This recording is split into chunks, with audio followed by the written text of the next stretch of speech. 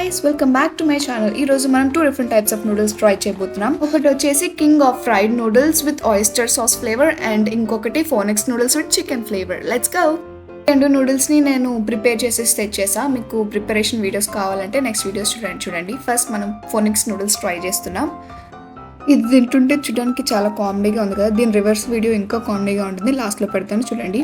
And taste వచ్చేసి చాలా బాగుంది. ఇప్పుడు మనం సెకండ్ ట్రై చేస్తున్నాం. ఫోనిక్స్ నూడిల్స్ వచ్చేసి కొంచెం salty and mild chicken flavour ఉంది.